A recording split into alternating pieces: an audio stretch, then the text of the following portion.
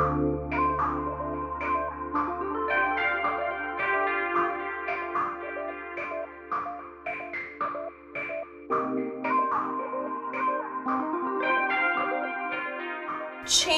and recovery is in fact a process. So when we are thinking about change, the first part is the hardest part. There are actually 3 points that we need to get across before we could actually get into action for change. And the first part is actually pre-contemplation. And during that point, what is happening is information is coming into us that the behavior might be problematic, but it's coming from the outside. It's coming from others.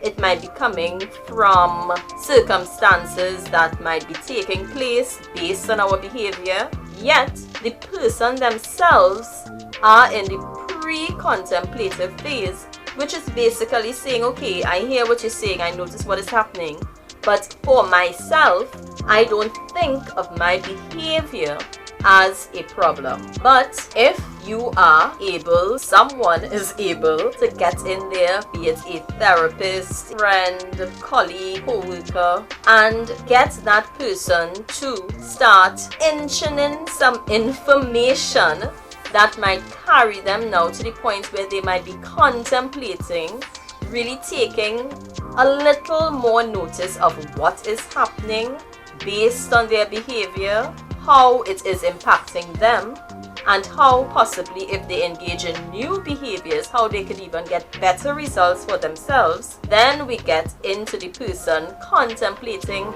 should I change? Should I not change? Is it really worth it? So that pre-contemplation, contemplation and preparation can take a long time before persons actually go into the point of acting for change.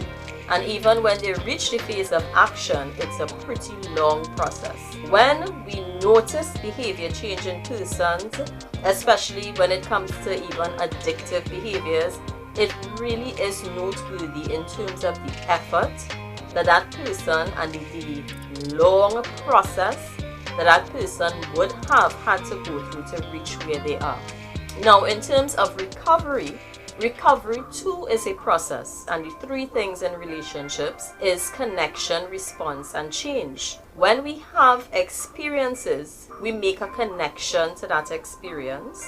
Based on the experience, if it was traumatic, tragic, challenging, difficult, frustrating, what have you, then we are going to get a particular response to it. Any experience that we have could result in us being stuck where we refuse to accept what has happened, and sometimes it could reach to the point where we can have a meltdown. For most of us, we would find that opportunity, that persons, that support that could help us to look at the experience that has taken place and to consider how we are responding to that experience, whether that response is working for us or not. Then based on that, we would also be going through that point of pre-contemplation, contemplation, preparation, and hopefully with the right type of therapeutic support, family support, community support, group support, we can eventually make that decision to act in ways, recover,